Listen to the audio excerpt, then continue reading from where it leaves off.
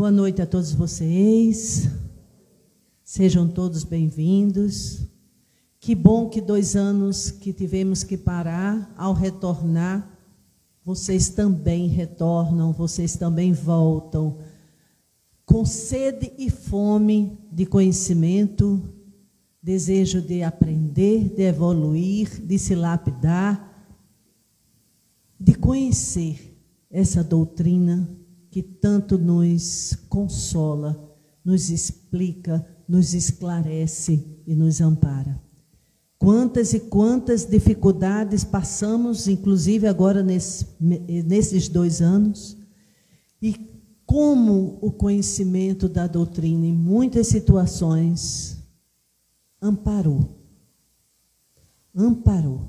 sustentou, literalmente sustentou.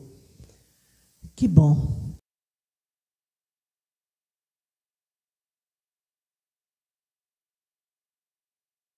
Essa serventia, e olha só, não é só para quem é espírita.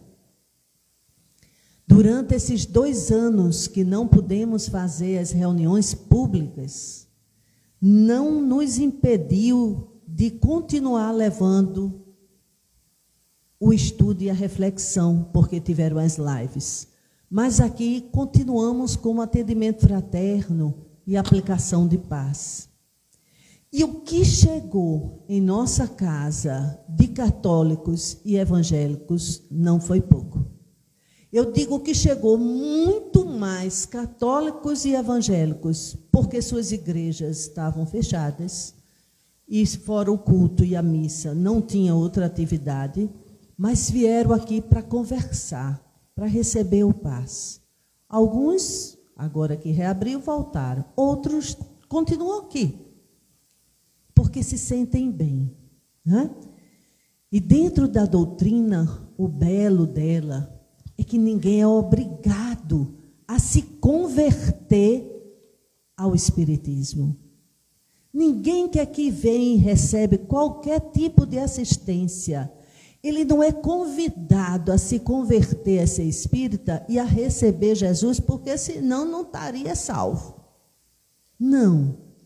Porque a única conversão que interessa de fato a Jesus, qual será? Aqui na frente tem 2 cadeiras, viu? Aqui na frente tem 2, tá bom?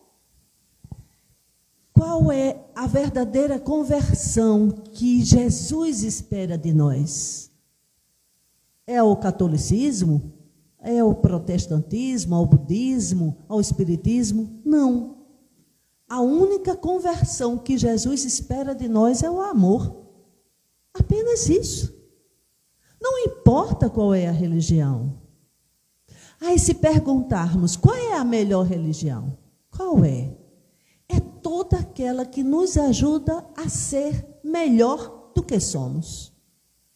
Se dentro do protestantismo, do corrente evangélica, como hoje é chamada, eu me torno uma pessoa melhor, mais humana e lapido as minhas imperfeições, é lá que eu tenho que ficar, porque lá está domando as minhas feras, está lapidando a minha alma, está me ensinando amor, fraternidade, solidariedade.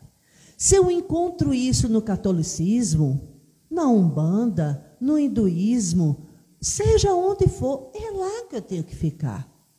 Ninguém é obrigado a ficar numa religião porque se diz que é nela que vai ser salvo. Essa salvação é mal interpretada. Então, o importante é isso, é que aonde estejamos, nós possamos ser sempre convidados pelos estudos e reflexões a melhorarmos, a evoluirmos, a libertarmos das nossas imperfeições, dos nossos vícios da alma. Não é só o vício da carne. Quando pensa em vício, a gente pensa logo álcool e droga, né?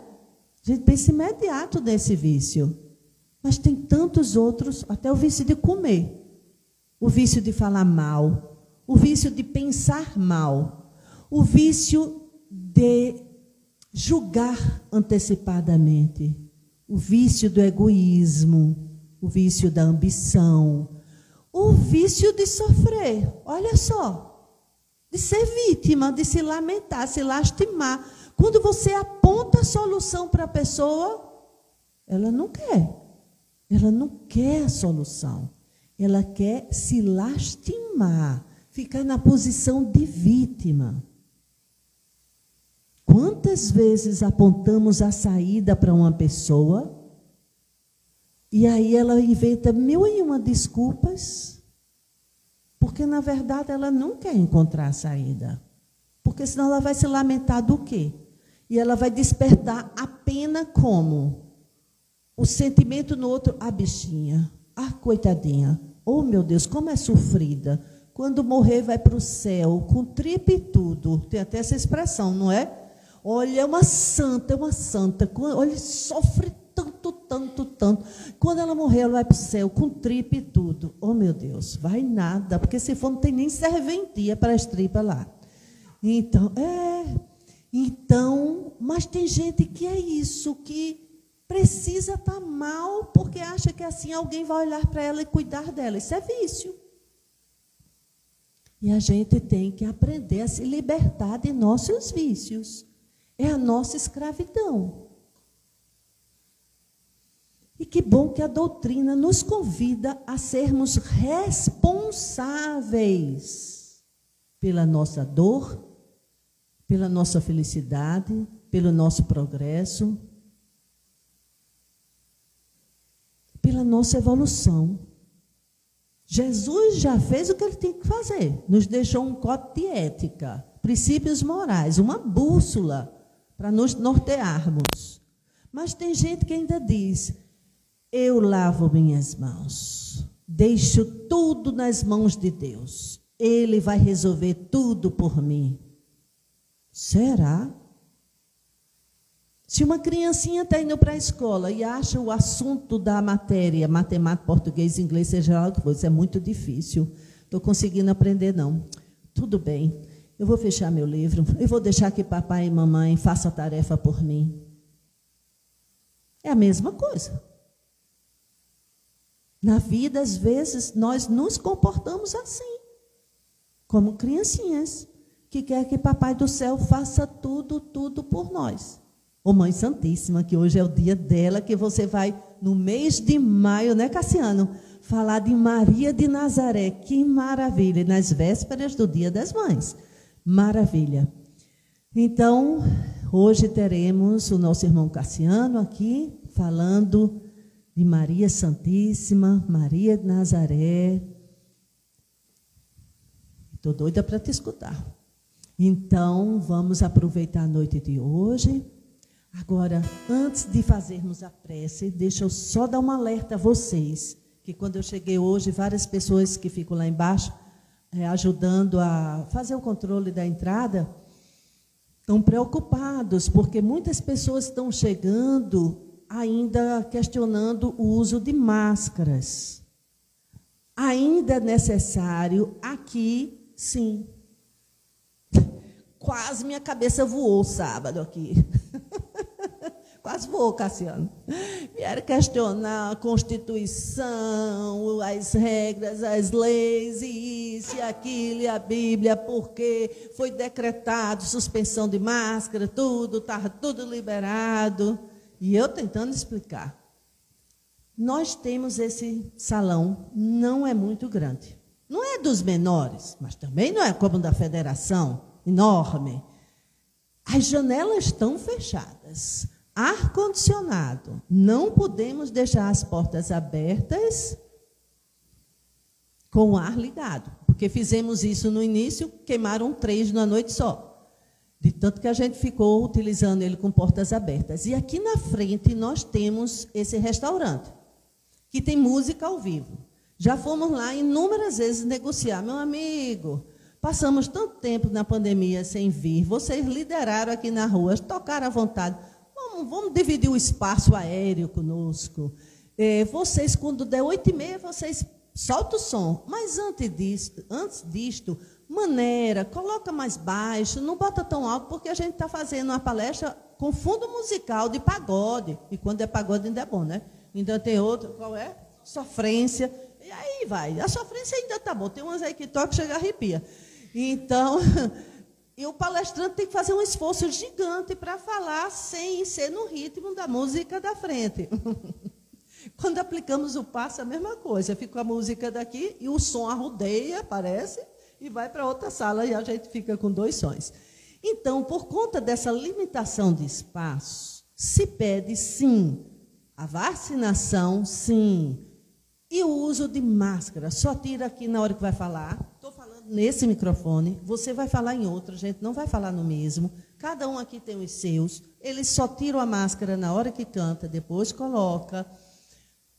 Diminuiu gigantescamente graças à vacina. Que maravilha. Obrigada a todos os cientistas e os espíritos que ajudaram também nesse processo. Maravilha. Tudo é maravilhoso e que continue assim, para quem sabe, daqui a 2, 3 meses, a gente poder guardar como lembrança de uma travessia que a gente fez no deserto, essa máscara. Mas, por enquanto, aqui, no Centro Espírita Viana de Carvalho, se usa máscara, usa. Ah, mas eu não gosto, eu não quero mais usar, e lá fora liberou.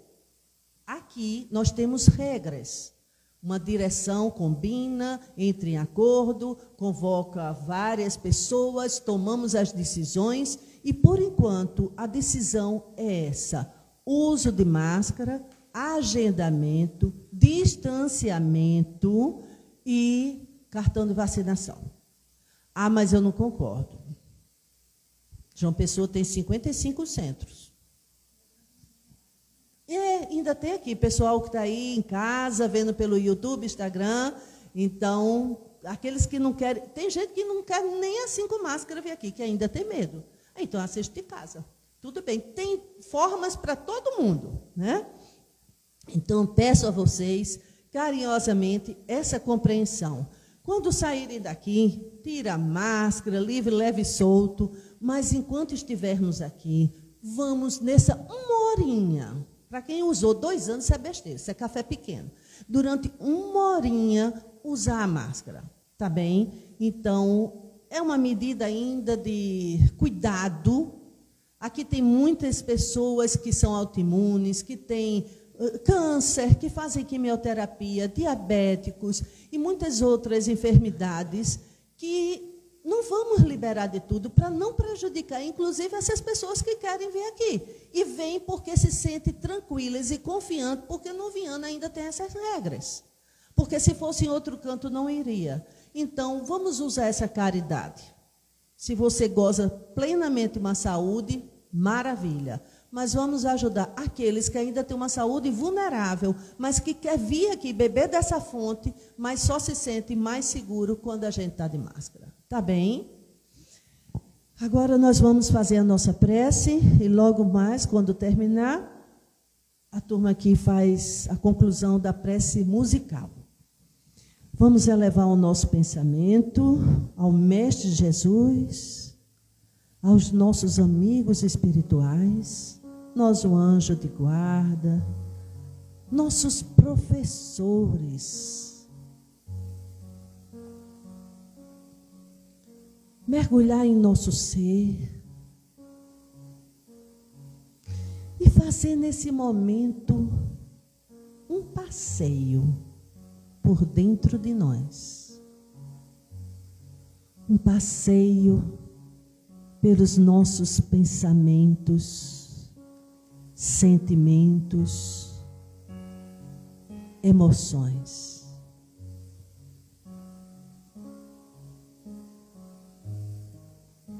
Procurando enxergar do que nos alimentamos,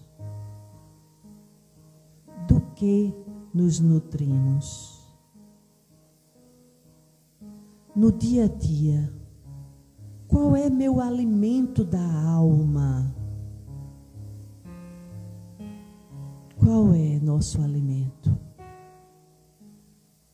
São alimentos ácidos que corroem nosso espírito.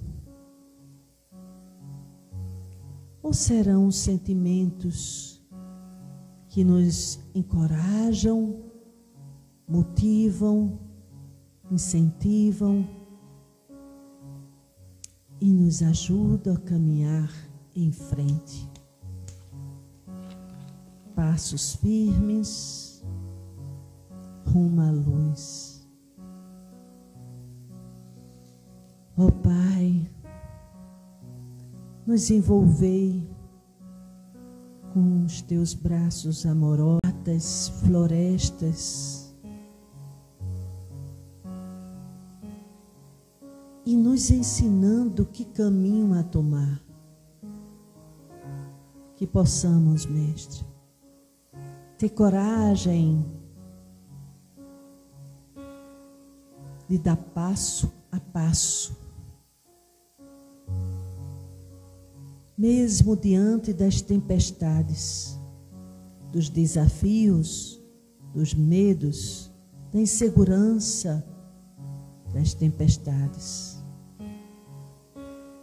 E com a certeza, sempre, sempre com a certeza, que nunca estamos sozinhos. Sempre, sempre haverá alguém do outro lado da vida zelando por nós.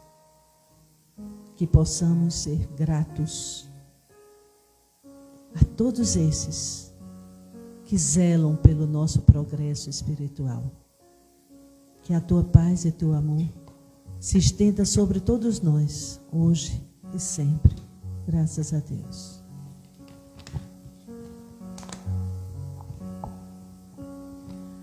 Rogai por nós, pecadores, agora e na hora de nossa morte.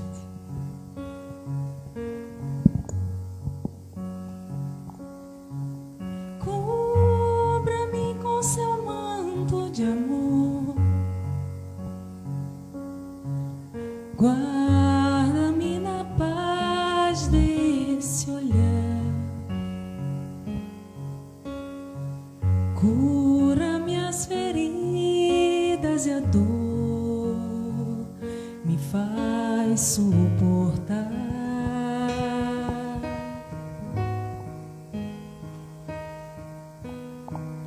Que as pedras do meu caminho meus pés suportem pisar, mesmo ferido de espinhos, me ajude a passar.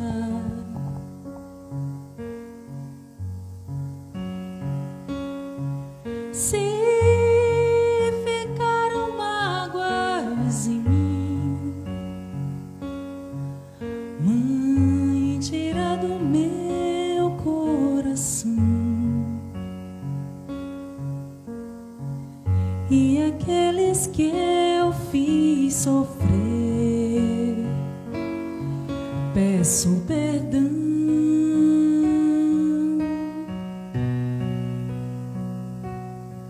Se eu curvar o meu corpo na dor,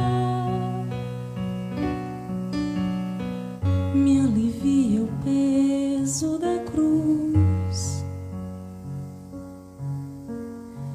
Interceda por mim, minha mãe, junto a Jesus.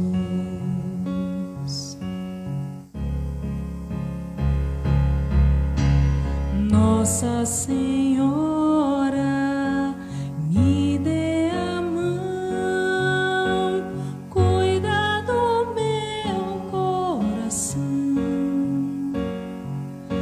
da minha vida,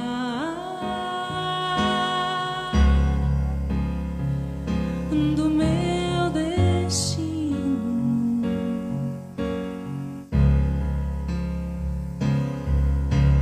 Nossa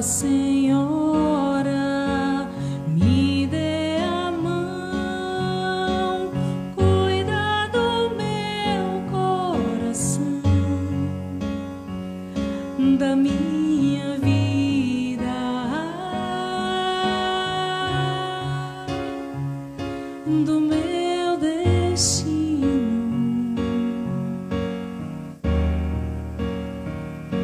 do meu caminho.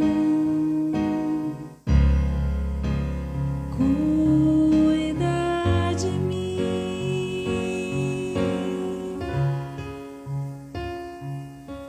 Sempre que o meu pranto rolar, ponha sobre mim tuas mãos. Aumenta minha fé e acalma o meu coração.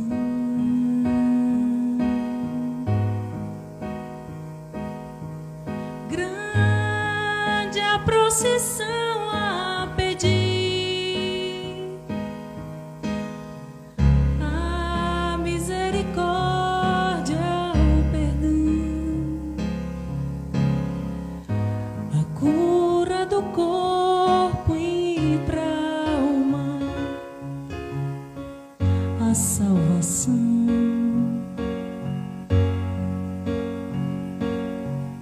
Pobres pecadores, ó Mãe, tão necessitados de vós. Santa Mãe de Deus, tem piedade de nós.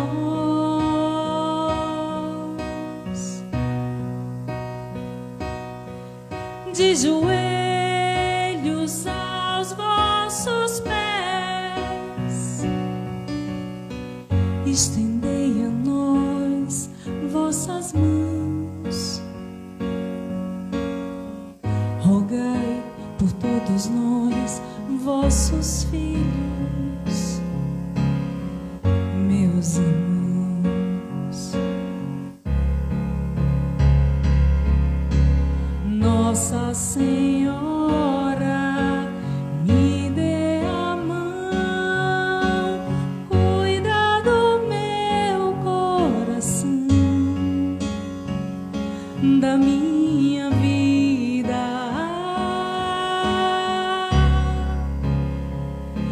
do meu destino,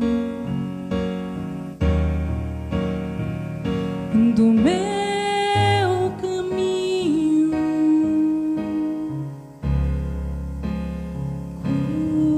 Cuida de mim.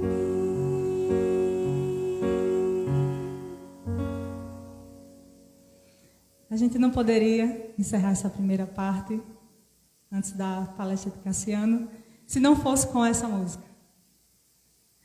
Então, Cassiano, a casa é sua. Vamos nos organizar aqui.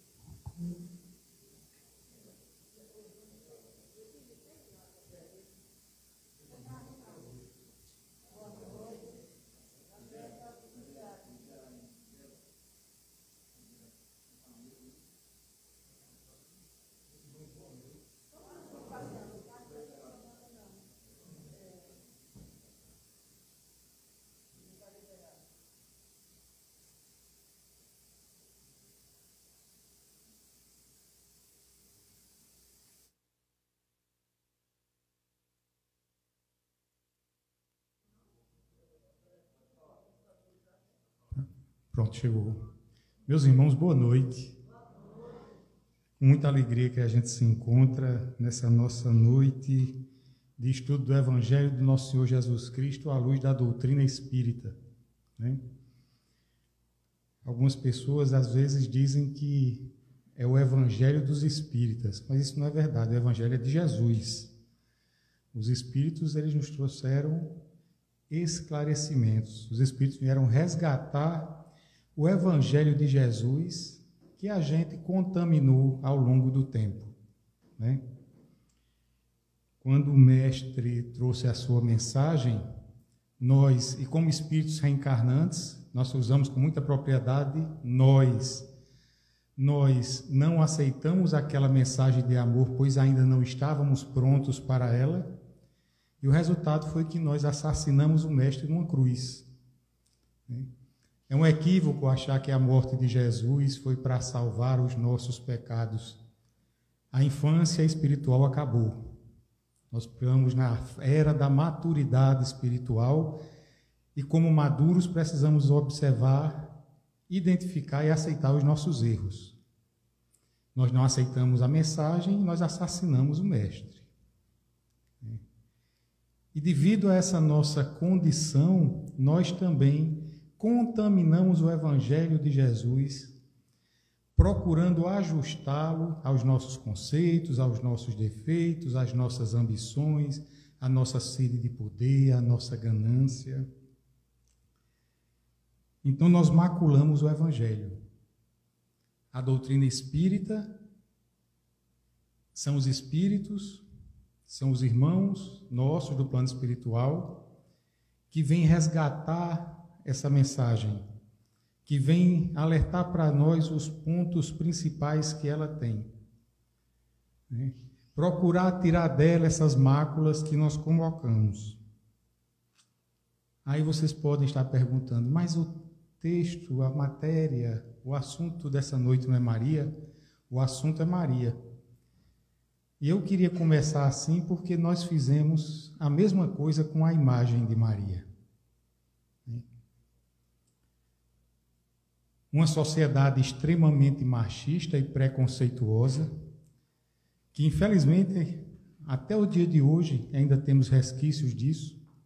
A prova é que nós temos o Dia Internacional da Mulher como um alerta para que nós possamos despertar para a igualdade entre todos nós, irmãos e irmãs, que estamos encarnados nesse orbe.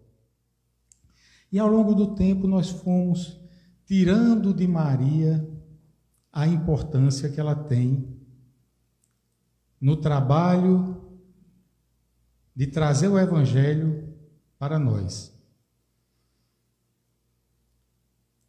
Nós saímos ao longo do tempo procurando diminuir a imagem de Maria. Mas o instinto é tão forte, a presença de Maria em nós é tão forte, que o culto a Maria sobreviveu. E aí começamos a criar em torno de Maria alguns conceitos, algumas justificativas para termos uma admiração por uma mulher. E aí nós temos várias diferenças. Por exemplo, Jesus, ele ascende. Tem a ascensão de Jesus e a assunção de Maria. Jesus sobe, Maria ela é levada, porque Maria não teria condições de subir. Maria, a Imaculada, livre do pecado original, o ridículo conceito do pecado original. Então, para que nós pudéssemos ter adoração por uma mulher, ela tinha que ser imaculada, livre do pecado original. Então, nós criamos em torno de Maria essa condição para que nós pudéssemos cultuá-la. E o culto de Maria, graças a Deus, permaneceu. Alguns historiadores que são ateus acreditam que o culto de Maria, que se fortaleceu e que brotou em Éfeso, se deve à presença do templo de Diana Caçadora em Éfeso, e isso facilitou que se associasse a imagem de Diana a Maria. E são essas inverdades que foram sendo criadas durante todo esse tempo. E eu queria conversar com vocês aqui hoje para a gente resgatar a importância de Maria, que nós pudéssemos olhar para Maria com os olhos de espíritas que somos. Eu me sinto particularmente, extremamente nervoso em falar de Maria, porque um homem falar de Maria já é um contrassenso. Porque a figura da mulher é uma figura muito bela. Nós sabemos que o Espírito ele reencarna sobre as mais variadas condições, que são as condições necessárias para o seu crescimento. Mas eu acredito que eu ainda não encarnei como mulher, porque o Espírito não retrograda. Se eu tivesse encarnado como mulher, eu não estaria encarnando como homem. Me desculpem, mas essa é a minha visão. E aí, meus irmãos, para a gente criar uma base, para que a gente pudesse começar essa conversa, e para que vocês não se baseiem apenas na opinião desse irmão que está aqui conversando com vocês, eu queria ler para vocês um texto de Emmanuel, psicografado por Francisco Cândido Xavier, no livro A Caminho da Luz, e o título é A Vinda de Jesus. A manjedoura. A manjedoura assinalava o ponto inicial da lição salvadora do Cristo, como a dizer que a humildade representa a chave de todas as virtudes. Começava a era definitiva da maioridade espiritual da humanidade terrestre. De vez que Jesus, com a sua exemplificação divina, entregaria o código da fraternidade e do amor a todos os corações. Debalde, os escritores materialistas de todos os tempos vulgarizaram o grande acontecimento, ironizando os altos fenômenos mediúnicos que o precederam. As figuras de Simeão, Ana, Isabel, João Batista, José, bem como a personalidade sublimada de Maria, têm sido muitas vezes objeto de observações injustas e maliciosas. Mas a realidade é que somente com o concurso daqueles mensageiros da Boa Nova, portadores da contribuição de fervor, crença e vida, poderia Jesus lançar na terra os fundamentos da verdade inabalável. E eu vou repetir. Somente com o concurso daqueles mensageiros da Boa Nova, portadores da contribuição de fervor, crença e vida, poderia Jesus lançar na terra os fundamentos da verdade inabalável. E observem que Emmanuel utiliza, ao se referir a Maria, como a personalidade sublimada de Maria. E o que é sublime? Eu trouxe para vocês o significado do dicionário, que apresenta inexcedível perfeição moral ou intelectual, elevado, superlativamente belo, esteticamente perfeito, grandioso e soberbo. Então, dentre todas as figuras que contribuíram no trabalho de Jesus de nos trazer o Evangelho, Emmanuel destaca a figura de Maria.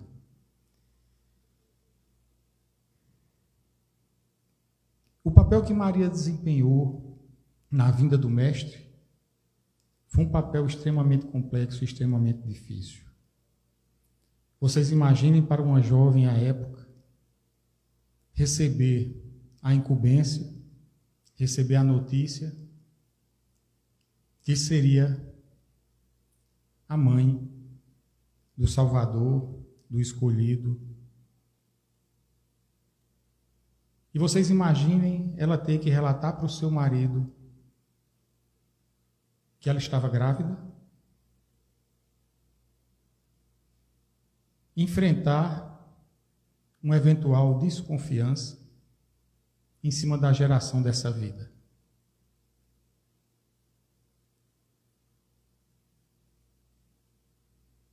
Se nós pararmos para observar, é uma tarefa extremamente difícil.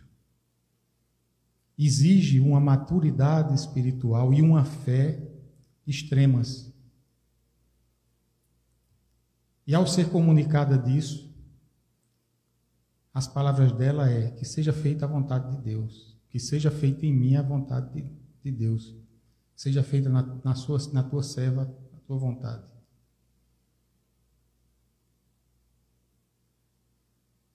Nós sabemos que toda mãe interage com seu filho. Nós sabemos que existe uma conexão energética da mãe com o bebê, mesmo antes da geração, e que essa conexão ela se perpetua durante todo o momento de geração desse corpo. Vocês acham que um espírito, e eu vou usar um termo, vocês me desculpem se parecer agressivo, mas não é, é porque me falta termo melhor. Vocês acreditam que um espírito medíocre teria condições de ser mãe do mestre? Nós temos a consciência de que os nossos irmãos menos esclarecidos procuraram de todas as formas evitar que esse momento acontecesse, que a vinda do mestre ocorresse e que ele nos trouxesse essa mensagem de amor. Então vocês acreditam que um espírito que não fosse extremamente elevado e evoluído seria capaz de desempenhar essa tarefa? Vocês acreditam que um espírito não evoluído teria condição de fazer essa conexão com o Espírito de Jesus durante todo esse processo de gestação? Nós às vezes esquecemos que Maria amamentou Jesus, Maria cuidou dele nos primeiros passos. Jesus veio ao mundo como qualquer outra criança. Às vezes nós criamos um halo de superstição em torno da vinda do Mestre e esquecemos das suas palavras: eu venci o mundo. Para vencer o mundo, era preciso que Jesus passasse por todas as vicissitudes que qualquer espírito encarnado na Terra passasse. Então, ao ser escolhida, ao ser indicada para ser a genitora de Jesus, Maria só aí já demonstra a grandiosidade espiritual que ela tinha. E a grandeza de Maria se revela durante toda a sua trajetória.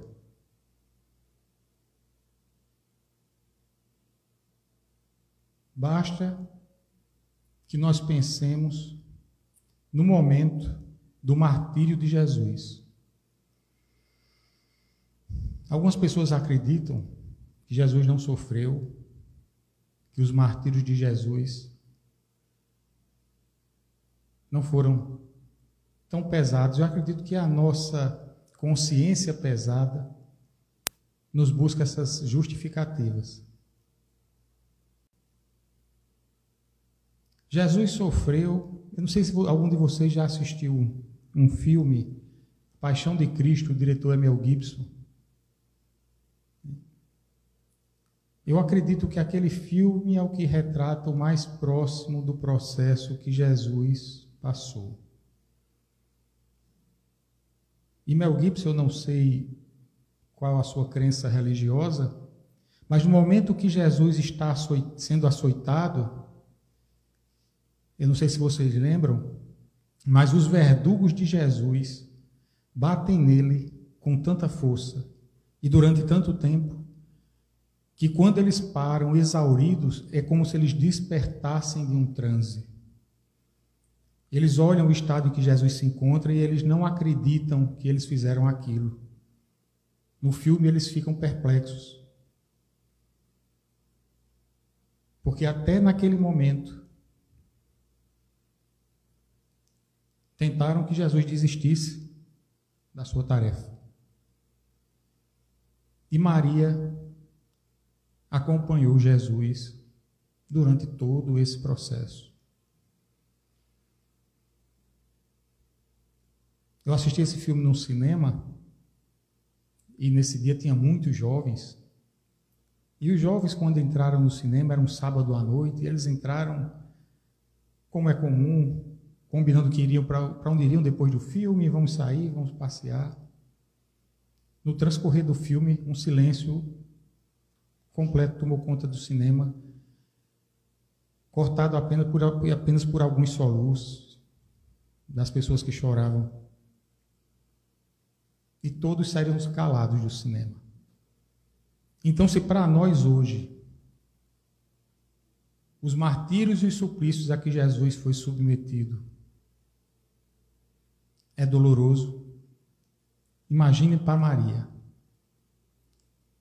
a mãe que recebeu o anúncio que seu filho seria o nosso mestre. A mãe que cuidou daquela criança, daquele bebê. A mãe que viu seu filho crescer e fazer os prodígios que ele fez. Curar cegos, aleijados.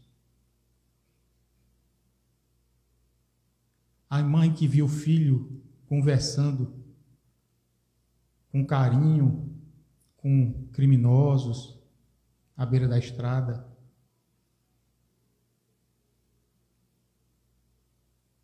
E ver seu filho ser submetido a todo aquele martírio e todo aquele suplício e permanecer ao seu lado. Porque não sei se vocês se recordam, mas dos 12 apóstolos, apenas um permaneceu ao lado de Jesus, que foi João, que era o mais jovem. Todos os outros sumiram. E Maria esteve a seu lado, assistindo, acompanhando.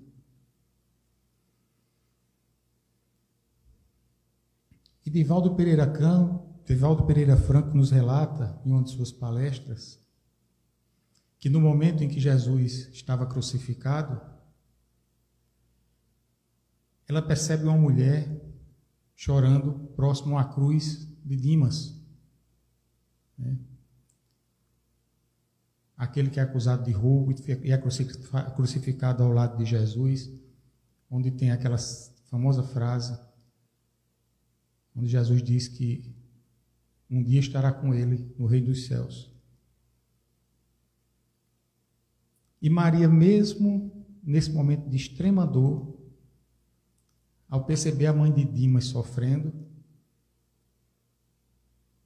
olha para ela e diz: é teu filho? Ela diz que sim. E Maria diz: tem coragem e tem fé. Meu filho disse que ele estará com ele no reino dos céus. E meu filho é filho de Deus. Então, mesmo nesse momento de extrema dor, Maria encontrou forças para levar consolo para outra mãe que também sofria. E é nesse momento, já com suas forças sendo exauridas,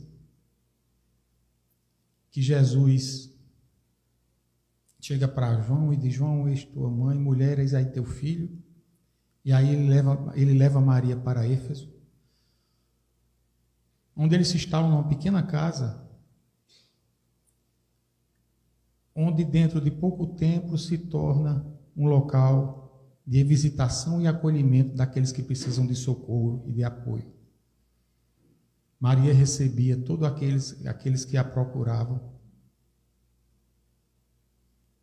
para os auxiliar, para levar uma palavra de conforto, um pouco de alimento.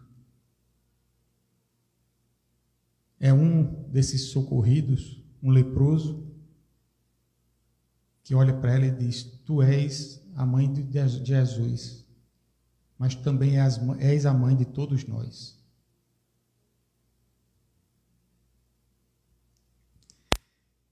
E aí eu queria pedir licença a vocês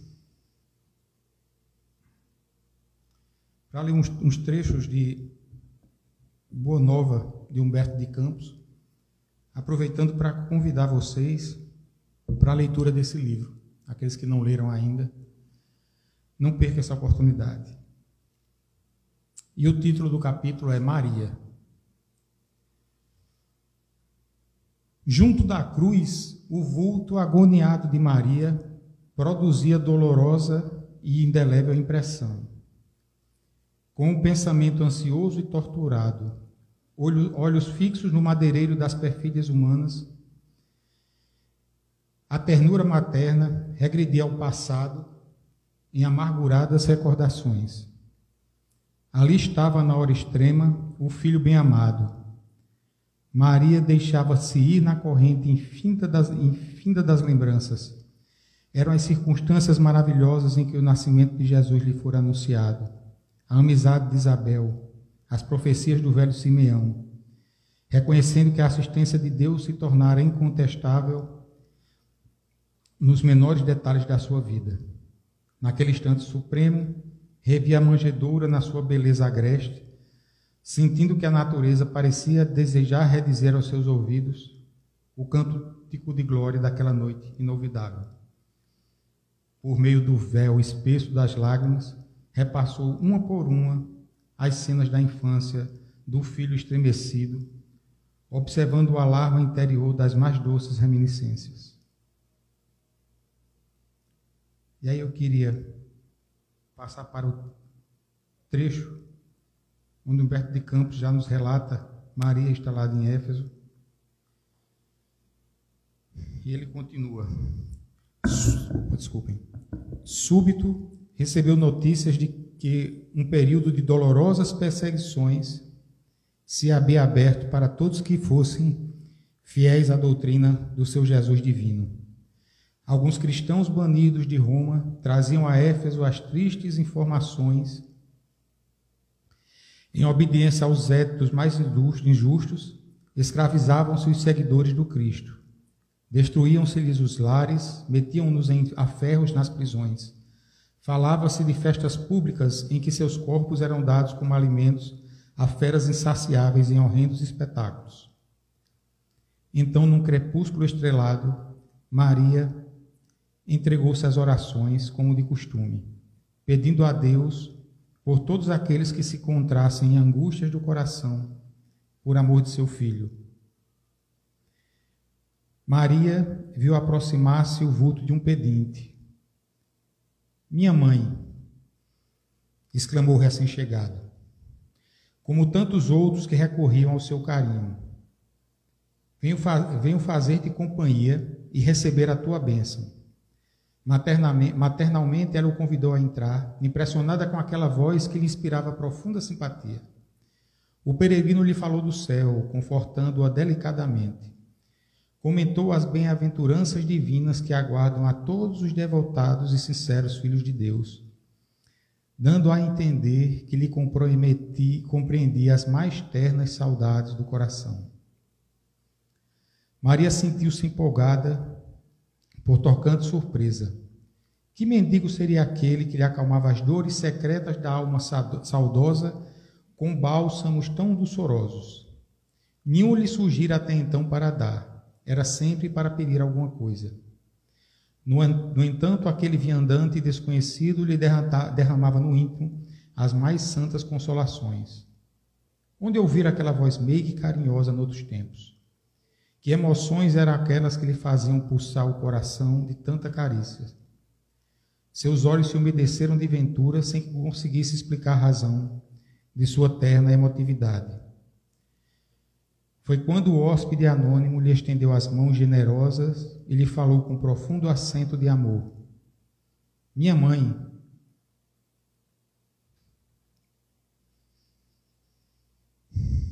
vem aos meus braços. Nesse instante, fitou as mãos nobres que se lhe ofereciam, num gesto da mais bela ternura. Tomada de comoção profunda, viu nela 2 chagas, como as que seu filho revelava na cruz, e instintivamente, dirigindo o olhar ansioso para os pés do peregrino, divisou também aí as úlceras causadas pelos cravos do suplício. Não pôde mais. Compreendendo a visita amorosa que Deus lhe enviava ao coração, bradou com infinita alegria.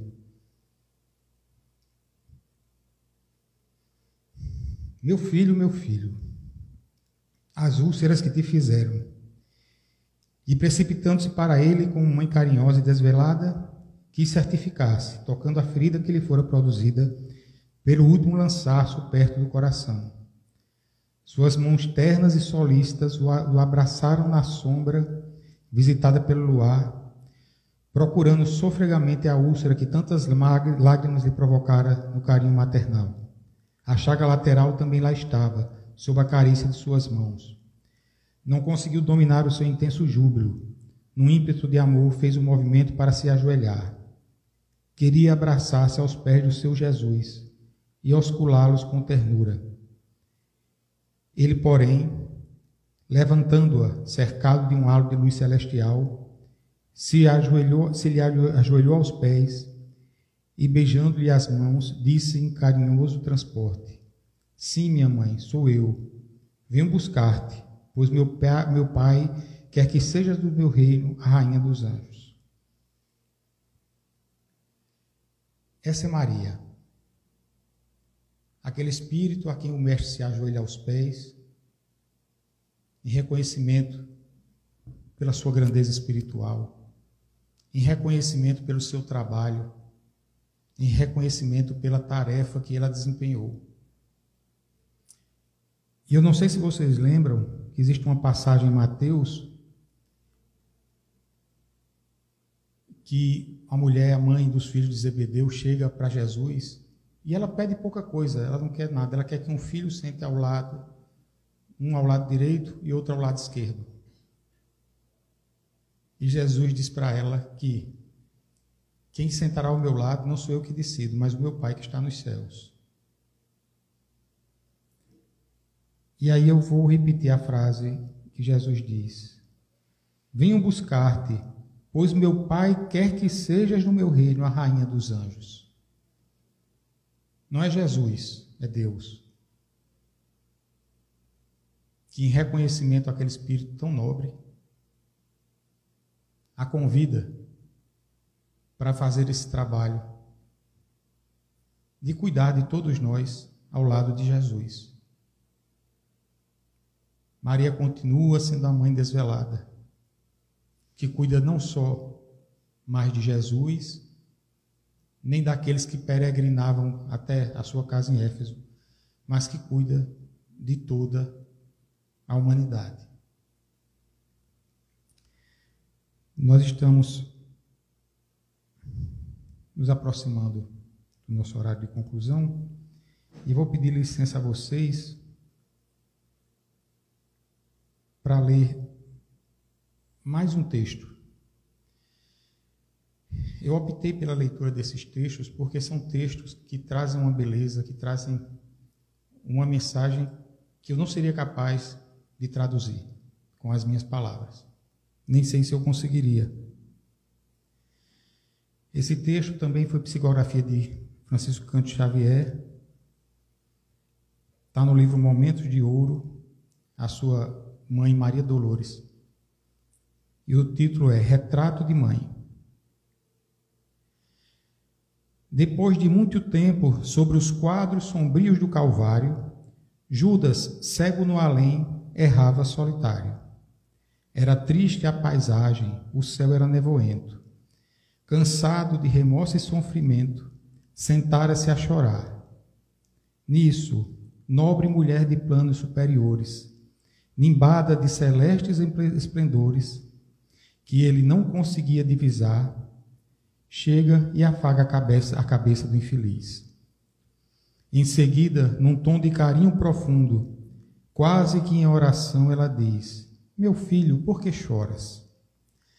Acaso não sabeis, replica o interpelado, claramente agressivo. Sou um morto e estou vivo. Matei-me e novamente estou de pé, sem consolo, sem lar, sem amor e sem fé. Não ouviste falar em Judas, o traidor? Sou eu que aniquilei a vida do Senhor. A princípio julguei poder fazê-lo rei, mas apenas lhe impus sacrifício, martírio, sangue e cruz, e em flagelo e aflição, eis que a minha vida agora se reduz. Afastai-vos de mim, deixai-me padecer nesse inferno sem fim. Nada me pergunteis, retirai-vos, Senhora, nada sabeis da mágoa que me agita. O assunto que lastimo é unicamente meu. No entanto, a dama calma respondeu: Meu filho, sei que choras, sei que lutas, sei a dor que causa o remorso que escutas. venho apenas falar-te que Deus é sempre amor em toda parte. E acrescentou serena: a bondade de Deus jamais condena. Venho por mãe a ti buscando um filho amado. Sofre com paciência a dor e a prova. Terás em breve uma existência nova. Não te sintas sozinho ou desprezado. Judas interrompeu-a e bradou, rude e pasmo: Mãe, não me venhais aqui com mentira e sarcasmo. Depois de me enforcar num galho de figueira para acordar na dor, sem mais poder fugir à vida verdadeira, fui procurar consolo e força de viver ao pé da pobre mãe que forjara o ser. Ela me viu chorando e escutou meus lamentos, mas teve medo dos meus sofrimentos. Expulsou-me a esconjuros, chamou-me monstro por sinal. Disse que eu era unicamente o espírito do mal. Intimidou-me a terrível retrocesso, mandando que apressasse o meu regresso para a zona infernal de onde eu vinha. Ah, detesto lembrar a horrível mãe que eu tinha. Não me faleis de mães, não me faleis de amor. Sou apenas um monstro sofredor. Ainda assim, disse a mãe docemente, pois por mais recuses não me altero. Amo-te, filho meu, amo-te e quero ver-te de novo a vida maravilhosamente revestida, de paz e luz, de fé e elevação. Virás comigo à terra, perderás pouco a pouco o ânimo violento, terás o coração nas águas de bendito esquecimento. Numa existência de esperança, levar-te-ei comigo a remansoso abrigo, dar-te-ei outra mãe, pensa e descansa. E Judas, nesse instante, como que olvidaste a própria dor gigante, ou como quem se desgarra do pesadelo atroz, perguntou: quem sois vós, que me falais assim, sabendo-me traidor? Sois divina mulher, irradiando amor, ou anjo celestial de quem presinto a luz? No entanto, ela, a fitá-lo frente a frente, respondeu simplesmente: meu filho, eu sou a mãe de Jesus. Então esse espírito sublime vai ao socorro daquele que foi o pivô da crucificação do seu filho. Nós temos em outro trecho, em Instante da Vida, também psicografia de Chico Xavier, que ele nos relata que nos seus últimos momentos, Jesus pede ao anjo da caridade que interceda por Judas.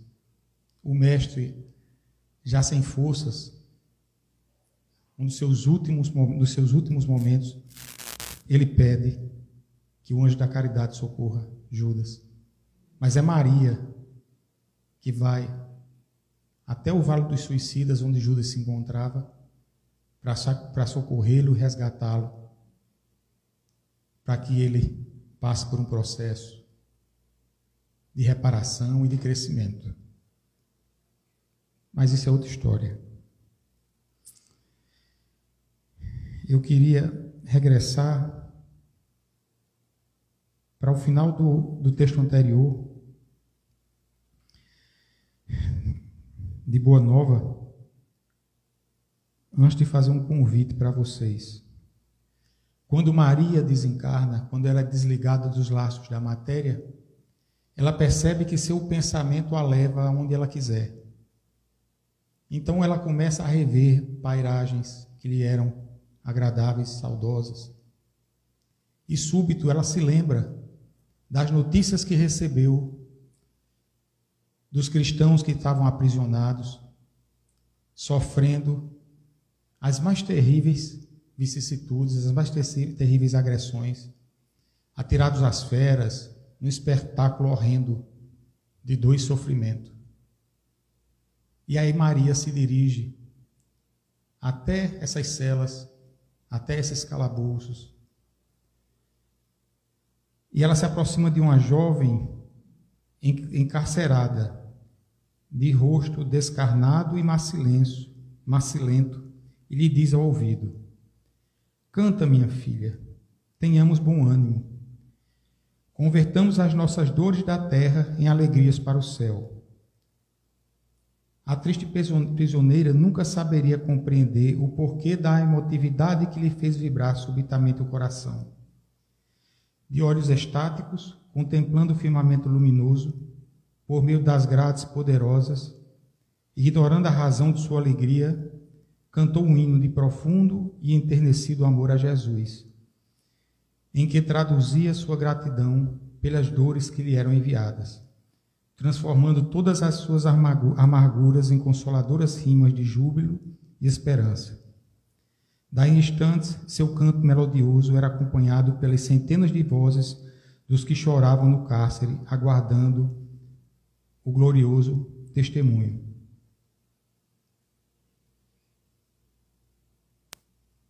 E nós temos o relato de que aqueles que estavam aguardando esse espetáculo de sofrimento ficaram completamente estupefatos, completamente espantados ao verem os cristãos que subiam cantando para o martírio. Então, meus irmãos, nesse momento que a gente está passando, a humanidade enfrenta, como sempre enfrentou, algumas dificuldades, mas nesse momento nós temos duas que eu gostaria de salientar. Uma, essa pandemia, como Eva nos alertou. Quantos irmãos desencarnaram nesse momento? Quantos irmãos desencarnaram e muitos deles talvez ainda estejam sem entender ou sem aceitar esse desencarne? Nós temos uma guerra acontecendo que, além de todas as outras misérias humanas, como a fome, como a pobreza, como a miséria, nós temos uma guerra que assola e tira vidas. E eu queria convidar vocês para a gente fazer como Maria nos aconselhou. Eu queria convidar vocês para a gente cantar, encerrar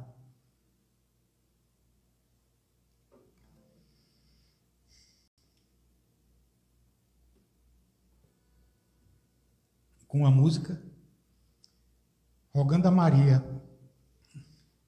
que leve seu consolo, que leve a sua presença.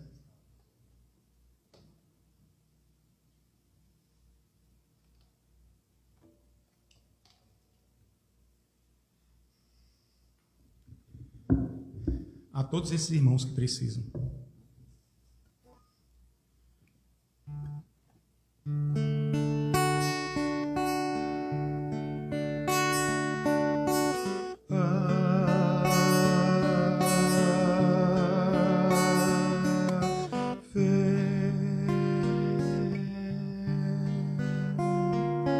Maria.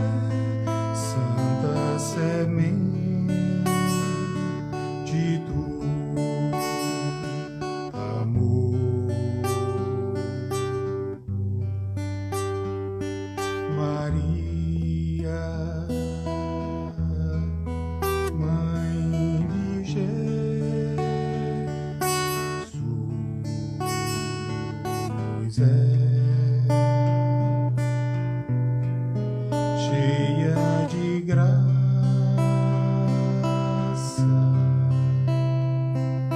santo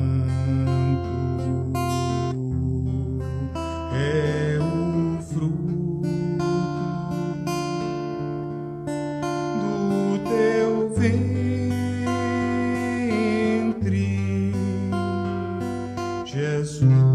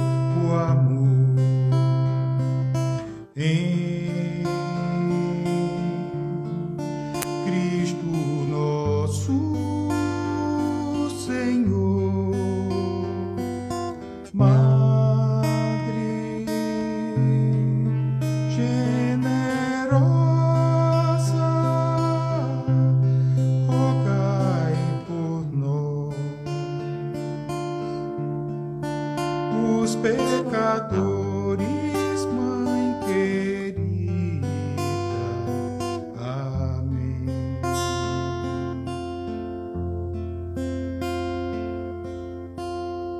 Amém.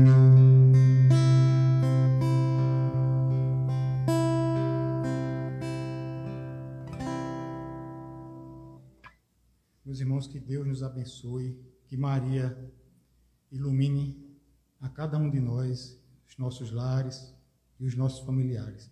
Obrigado.